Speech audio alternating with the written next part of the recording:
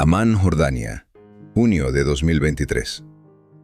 El Palacio Al-Huseiniyya resplandecía bajo el cielo nocturno del desierto. Cientos de invitados de las familias reales más poderosas del mundo llenaban los salones. Príncipes, reyes, diplomáticos, todos vestidos para la historia. Y entonces entró ella.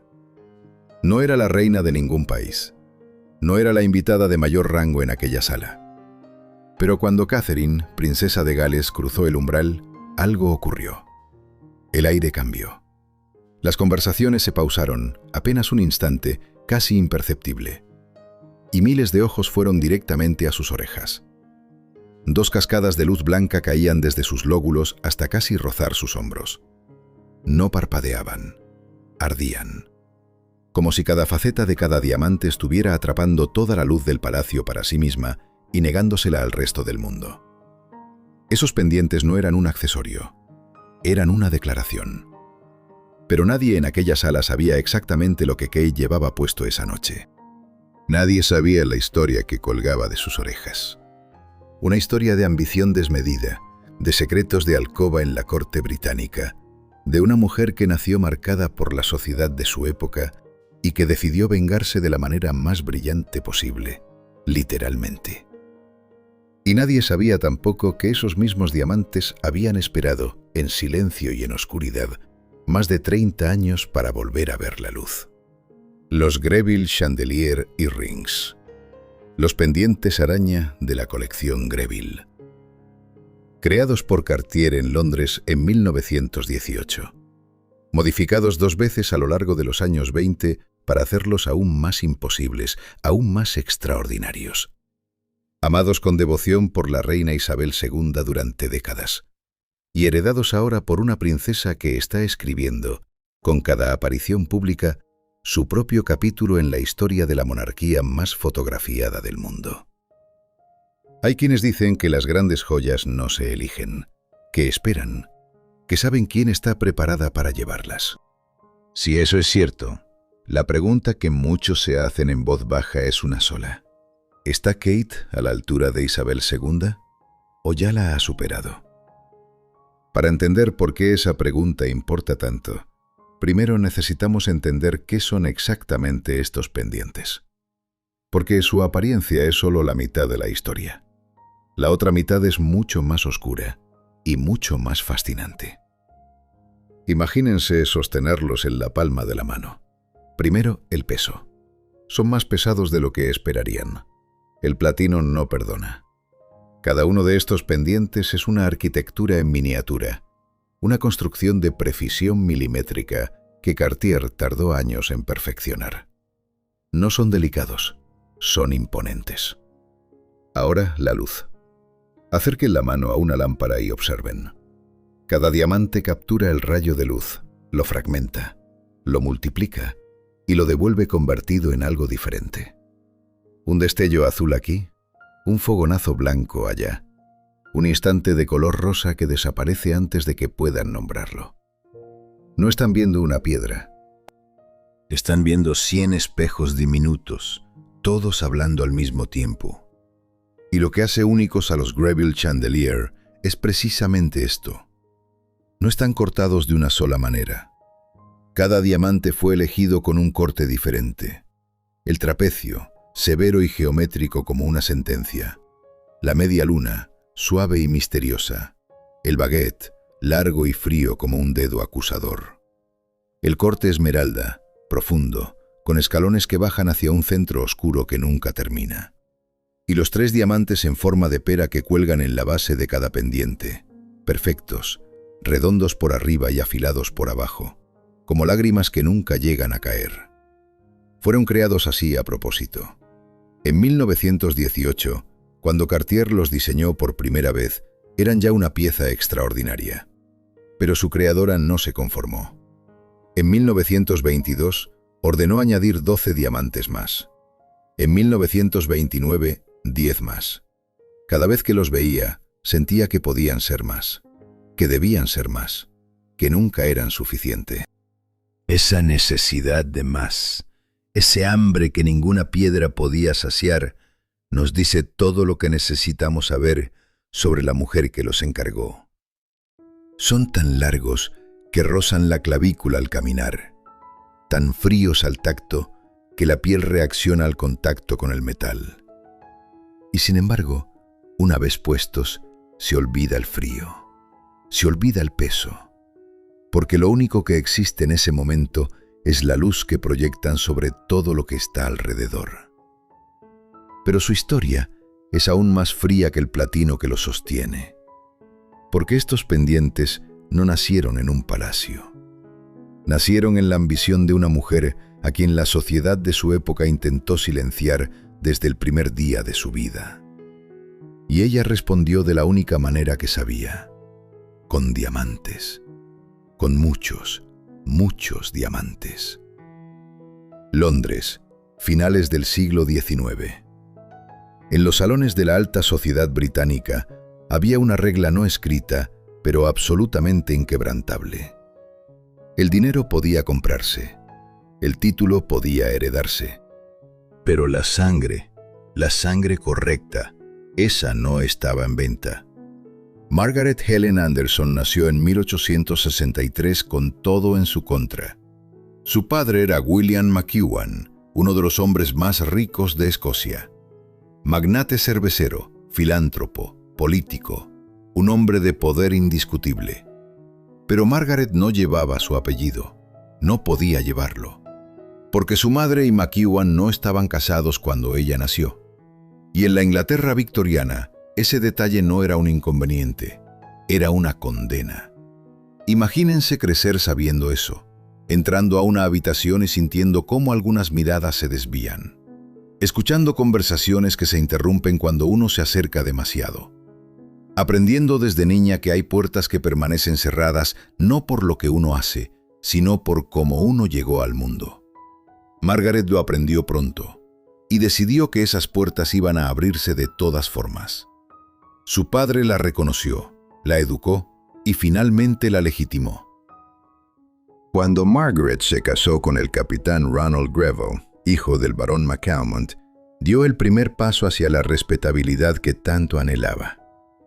El apellido Greville era antiguo, era respetable, era exactamente lo que necesitaba. Pero un apellido no era suficiente, nunca lo fue para Margaret. Adquirió Polesden Lacey, una magnífica mansión en Surrey, y la convirtió en el centro social más brillante de Inglaterra. Sus cenas eran legendarias, sus invitados, reyes, literalmente. El rey Eduardo VII era un visitante habitual. Los futuros Jorge VI e Isabel, la reina madre, se hospedaron allí en su luna de miel. Margaret había comprado su lugar en la historia, piedra a piedra, diamante a diamante. Y aquí es donde muchos podrían decir que el dinero no compra la clase. Pero yo me pregunto si eso es realmente cierto, o si es simplemente lo que repiten quienes ya tienen todo lo que Margaret tuvo que conquistar. Porque al final, fueron sus joyas las que terminaron en el cuello y en las orejas de las reinas de Inglaterra. Y las de ellas no llegaron tan lejos. En 1942, mientras Europa ardía y los bombardeos alemanes sacudían las noches de Londres, Margaret Greville tomó una decisión. Tenía 78 años. Su salud se deterioraba. Su mundo, ese mundo de cenas legendarias y reyes como invitados de honor, había quedado suspendido por la guerra. Las mansiones estaban en silencio, los salones vacíos. Y Margaret, que había construido su vida entera sobre la presencia de los demás, estaba sola. Pero su mente seguía siendo tan afilada como las facetas de sus diamantes. Llamó a su abogado. Dictó sus instrucciones con la misma precisión con la que había organizado cada cena, cada velada, cada movimiento social de su larga vida. Y cuando terminó, sonrió. Porque Margaret Greville había encontrado la manera de estar presente en la corte británica para siempre, mucho después de que su voz se apagara. Murió ese mismo año. Y cuando se abrió su testamento, el mundo de la aristocracia británica contuvo el aliento. Legaba su colección entera de joyas a su amiga más querida, a la mujer con quien había compartido años de conversaciones, de confidencias y aquellas tardes largas en Polesden Lacey. a Isabel Bowes-Lyon, la reina madre de Inglaterra. No era un gesto de generosidad, era el movimiento final de una partida de ajedrez que Margaret había estado jugando durante décadas. Porque al legar sus joyas a la reina madre, garantizaba algo que ningún título nobiliario podía comprarle en vida: la inmortalidad real. Imagínense el momento en que esas cajas llegaron al palacio. Cofres forrados de terciopelo oscuro, con cierres de latón que crujían al abrirse. Dentro, dispuestas sobre cojines de seda, piezas que habían costado fortunas y acumulado historias. Collares, broches y los pendientes. Esos pendientes largos, fríos y brillantes que Cartier había construido pieza a pieza durante más de una década. La reina madre los tomó entre sus manos, los sostuvo a la luz y decidió que había una ocasión perfecta para estrenarlos. No para ella, para su hija. La princesa Isabel se casaba en 1947 con el príncipe Felipe de Grecia y Dinamarca. Una boda austera para los tiempos de posguerra, pero real al fin. Y entre los regalos que la reina madre eligió para su hija estaban los Greville Chandelier Earrings. La caja crujió de nuevo al abrirse.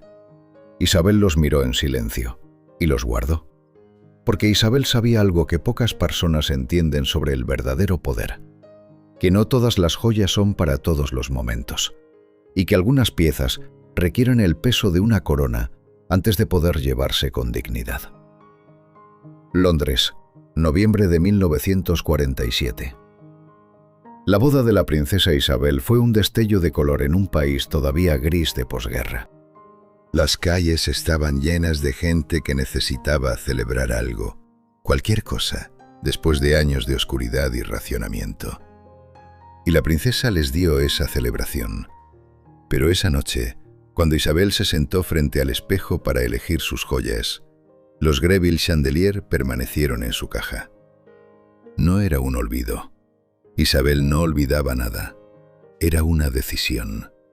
Eligió otras piezas, más discretas, más apropiadas, en su criterio, para una princesa que aún no era reina. Porque Isabel entendía algo fundamental sobre el protocolo de la monarquía británica. Algo que se aprende no en los libros, sino en años de observar, de escuchar, de estar presente en las habitaciones correctas sin llamar demasiado la atención. Cada joya tiene su momento y su rango. Los Greville Chandelier no eran pendientes de princesa. Eran demasiado largos, demasiado brillantes, demasiado todo. Llevarlos antes de tiempo habría sido un error de juicio. Y los errores de juicio en la familia real no se olvidan fácilmente. Así que esperó. La caja permaneció cerrada durante 5 años. 5 años en los que Isabel creció, aprendió y se preparó para algo que nadie le había dicho oficialmente que estaba llegando, pero que todos sabían que era inevitable. La salud del rey Jorge VI se deterioraba. La sombra del trono se acercaba. El rey murió en febrero de 1952. Isabel tenía 25 años. Y entonces algo cambió en ella. No de golpe, no de manera visible para todos, pero cambió. Quienes la conocían de cerca decían que era como si una parte de ella que había estado contenida durante años encontrara finalmente su cauce natural. En 1952, para una actuación real de gala, Isabel abrió la caja. Sostuvo los pendientes a la luz un momento, igual que había hecho su madre años antes. Los colocó frente al espejo, y por primera vez vio que encajaban. No porque ella hubiera cambiado las joyas, sino porque ella había cambiado. Los llevó esa noche con una seguridad absoluta, sin esfuerzo aparente, como si siempre hubieran estado destinados a ella. Y así comenzó una de las relaciones más largas y más fotografiadas entre una reina y sus joyas. Durante décadas, los Greville Chandelier aparecieron en los momentos más significativos del reinado de Isabel II. Con la tiara de las niñas de Gran Bretaña e Irlanda, con la tiara Kokosnik de la reina Alexandra, en visitas de Estado, en retratos oficiales antes de la coronación de 1953. Isabel sabía algo que Kate tuvo que aprender por su propio camino. Una joya puede llevarte puesta a ti si no tienes el carácter para dominarla. Pero cuando ese carácter existe, cuando está forjado de verdad, la joya lo sabe y se rinde. Los años 50 y 60 fueron los años dorados de los Greville Chandelier. Aparecían en las fotografías oficiales con una regularidad que hablaba de predilección, no de protocolo. Isabel los elegía, los buscaba entre todas las piezas de su colección, que era enorme, para ocasiones que importaban. Eso no es un detalle menor en una mujer conocida por su precisión y su deliberación en cada decisión pública. Pero los años pasan y las cortes cambian. A mediados de los años 80, algo se transformó en el ambiente del Palacio de Buckingham. Una nueva figura había entrado en escena con una fuerza que nadie había anticipado del todo. Joven, fotogénica, con un instinto natural para conectar con la gente que desconcertaba a la institución tanto como la fascinaba. Diana Spencer, la princesa de Gales, estaba redefiniendo lo que significaba ser una mujer de la familia real británica. Diana no era de diamantes antiguos y platino frío. Era de perlas, de zafiros, de piezas que se veían modernas en las portadas de las revistas. Su estética era diferente, su tiempo era diferente, y en ese contexto, los Greville Chandelier comenzaron a parecer lo que en realidad eran. Piezas de otro siglo, extraordinarias, sí, pero pertenecientes a un mundo que el público ya miraba desde lejos, con respeto, pero sin el calor de la identificación. Isabel los usó cada vez con menos frecuencia. Primero en ocasiones muy selectas, luego casi nunca. Desde mediados de los años 80, los pendientes que habían sido sus favoritos durante 3 décadas comenzaron a pasar más tiempo en las vitrinas del Palacio de Buckingham que en sus orejas. Descansaban bajo cristal, iluminados por focos discretos, mientras miles de visitantes pasaban frente a ellos sin saber exactamente lo que estaban mirando. Una historia, una ambición. Una mujer que esperó 5 años para ponérselos y luego los amó durante 30. El tiempo siguió pasando. Diana llenaba todas las portadas. La monarquía navegaba aguas cada vez más complicadas. Y los Greville Chandelier dormían. Cuando la reina Isabel II falleció en septiembre de 2022 en Balmoral, Escocia, el mundo entero se detuvo un momento. 70 años de reinado. 70 años de presencia constante, de voz serena en los momentos de crisis, de esa mirada azul que había visto pasar más historia que cualquier otra persona viva en ese momento. Y en algún lugar del palacio, en una caja forrada de terciopelo oscuro, los pendientes esperaban. Me pregunto cuántas personas, al pensar en Isabel II, recuerdan estas joyas específicamente. ¿Cuántas de ustedes las asocian con ella de inmediato, o si hay otra pieza que les resulta más cercana a su imagen? Porque lo que ocurrió después nadie lo esperaba. Ni los expertos en joyería real, ni los analistas de protocolo, ni los periodistas que llevan décadas cubriendo cada movimiento de la familia Windsor. Londres, febrero de 2023. La ceremonia de los BAFTA es el equivalente británico de los Oscar, la alfombra roja más glamurosa del año en el Reino Unido. Cámaras por todas partes, periodistas de moda con los ojos entrenados para detectar cada detalle. Cada elección de vestido, cada peinado, cada accesorio analizado y fotografiado desde 10 ángulos diferentes antes de que el sujeto haya dado 3 pasos. Kate llegó de azul. Un vestido de Alexander McQueen en tono zafiro, entallado, con los hombros descubiertos. El pelo suelto en ondas suaves sobre los hombros. Una imagen que combinaba la elegancia clásica con una ligereza moderna que Isabel II nunca habría permitido en sí misma en un evento de ese nivel. Y entonces las cámaras subieron hacia sus orejas. El murmullo entre los expertos fue inmediato, porque quienes conocen la colección real los reconocieron al instante. Los Greville Chandelier, los pendientes araña, las piezas que habían dormido durante décadas bajo cristal en el palacio. De repente, ahí estaban, brillando bajo los focos de la alfombra roja más moderna del mundo, sobre los hombros desnudos de una princesa de 41 años. El contraste era extraordinario. Estas eran joyas nacidas en 1918, modificadas en los años 20, amadas por una reina en los años 50, y ahora, sobre el cuello de Kate Middleton, parecían recién salidas del taller de Cartier, como si el tiempo no las hubiera tocado, como si hubieran estado esperando exactamente este momento, exactamente esta mujer, exactamente esta luz. Pero lo que más sorprendió a los analistas no fue el brillo, fue la decisión.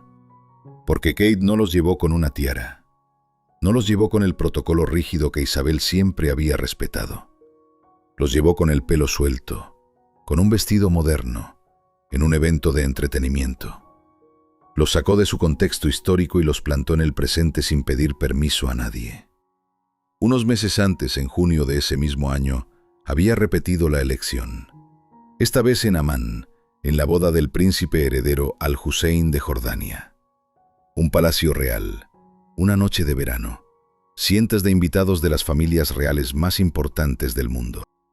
Y Kate, de nuevo, con esos pendientes cayendo sobre sus hombros como dos ríos de luz. Dos ocasiones completamente diferentes, dos contextos distintos, y en ambas, los Greville Chandelier funcionaron con una naturalidad que dejó sin palabras a quienes los habían visto durante décadas solo en fotografías de archivo. Dicen que hay joyas que tienen memoria, que guardan algo de cada mujer que las ha llevado. Si eso es verdad, los Greville Chandelier llevaban en ese momento más de un siglo de historias acumuladas. La ambición de Margaret, la prudencia de la reina madre, la autoridad de Isabel, y ahora algo nuevo, algo diferente a todo lo anterior. Busquen una fotografía de Isabel II con los Greville Chandelier. No es difícil encontrarla.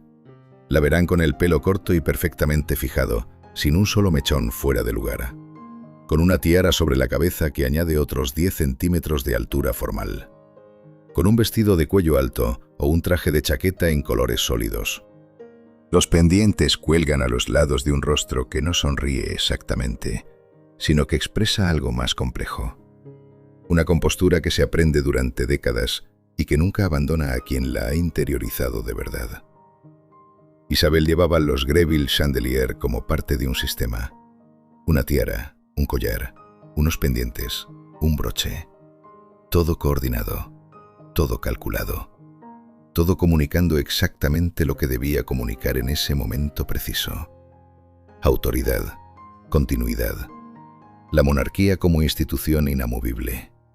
Era impresionante, era perfecto y era completamente inimitable.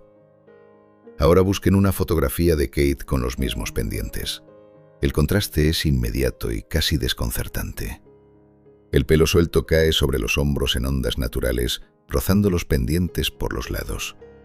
No hay tiara. Los hombros están descubiertos. El vestido es moderno, entallado, elegido para una mujer que vive en el siglo XXI y no tiene ningún reparo en demostrarlo. ¿Y los pendientes? Esos mismos pendientes de platino y diamantes nacidos hace más de 100 años no desentonan. No parecen un anacronismo. No gritan que pertenecen a otro tiempo. Encajan. ¿Cómo es eso posible? ¿Cómo pueden unas joyas de 1918 parecer completamente naturales sobre los hombros de una mujer en 2023? La respuesta está en algo que los expertos en protocolo real llevan años señalando sobre Kate. Ella no usa las joyas de la corona para parecer real. Las usa para serlo. Hay una diferencia enorme entre ambas cosas, aunque a primera vista cueste verla. Isabel usaba las joyas como parte de su armadura, como una segunda piel institucional que la protegía y la definía al mismo tiempo. Kate las usa de otra manera. Las integra. Las hace convivir con su propia personalidad en lugar de subordinar su personalidad a ellas. Eso requiere una seguridad en una misma que no se compra y no se hereda. Se construye. Despacio, con paciencia, durante años de aprender a moverse en un mundo para el que nadie nace preparado del todo. Kate Middleton entró a la familia real siendo una mujer de clase media de Berkshire. sin título de nacimiento, sin sangre azul, con una educación excelente y una familia sólida, pero sin el peso histórico que la institución exige a quienes la representan. Y sin embargo, ahí están los Greville Chandelier en sus orejas, brillando exactamente igual que brillaron en las orejas de una reina. Tal vez incluso con más vida, porque sobre Kate no pesan décadas de protocolo rígido que les diga cómo deben comportarse. Llevan más de 100 años eligiendo a sus dueñas con cuidado. Y su elección más reciente dice algo muy claro sobre lo que está ocurriendo en la monarquía británica. Volvamos a Amán, junio de 2023. Kate cruza el umbral del palacio Al Husseiniya y el aire cambia. Los pendientes arden bajo las luces. Las conversaciones se pausan un instante. Y miles de ojos van directamente a sus orejas. Pero ahora ustedes saben lo que están viendo. No están viendo solo diamantes. Están viendo más de 100 años de historia condensados en 2 piezas de platino y luz. Están viendo la ambición de una niña nacida en el momento equivocado, en la familia equivocada, según las reglas crueles de su época. Una mujer que decidió que si la sociedad no la iba a aceptar por su sangre, la aceptaría por sus diamantes, y que pasó décadas acumulando las piedras más extraordinarias que el dinero podía comprar, hasta que Cartier le construyó exactamente esto. Una declaración, un grito silencioso en platino y luz blanca. Están viendo también la prudencia de una reina joven que supo esperar, que recibió estas joyas a los 21 años y entendió, con una madurez que sorprende incluso hoy, que no era su momento, que algunas cosas requieren tiempo, que el poder real no se proclama, se demuestra. Y están viendo algo más. Algo que cierra un círculo que comenzó hace más de 120 años en los salones cerrados de la aristocracia victoriana. Margaret Greville nació fuera del sistema. Lo conquistó desde afuera, con dinero, con inteligencia, con una voluntad que no aceptaba los límites que otros le imponían. Y cuando murió, se aseguró de que su nombre y sus joyas permanecieran en el corazón mismo de la institución que una vez intentó ignorarla. Kate Middleton nació fuera del sistema. No de la misma manera, no con el mismo estigma brutal que marcó a Margaret, pero fuera al fin. Una chica de Berkshire en un mundo de títulos centenarios. Una estudiante universitaria que se enamoró del heredero al trono y que pasó años aprendiendo, observando, construyendo la versión de sí misma que ese mundo exigía, sin perder en el proceso la versión que ella quería ser. 2 mujeres, un siglo de distancia, y los mismos pendientes. Hay algo en eso que va más allá de la moda o del protocolo real. Hay algo que habla de lo que significa conquistar un espacio que no te fue dado, de lo que cuesta mantenerse en él con dignidad, de lo que se hereda cuando uno recibe no solo una joya, sino la historia de todas las mujeres que la llevaron antes. Los Greville Chandelier han sobrevivido 2 guerras mundiales, el fin de varios imperios, la transformación completa de la sociedad británica y el escrutinio implacable de décadas de cámaras y flashes. Siguen aquí, siguen brillando, cada faceta intacta, cada diamante en su lugar. Y cuando Kate los lleva, cuando esas cascadas de luz blanca caen sobre sus hombros en una alfombra roja o en un palacio del desierto, no está simplemente usando una joya hermosa. Está llevando el peso y la gloria de todo lo que esos pendientes han visto y sobrevivido. La pregunta que me quedo pensando, y que tal vez ustedes también se hagan, es esta. Cuando llegue el día en que Kate sea reina, y esos pendientes descansen finalmente en las orejas de quien será la primera futura reina consorte de origen no aristocrático en la historia moderna de Gran Bretaña, ¿recordará alguien a la hija ilegítima de un cervecero escocés que lo hizo posible todo? Yo creo que sí, porque las grandes joyas no olvidan, y tampoco dejan que las olviden.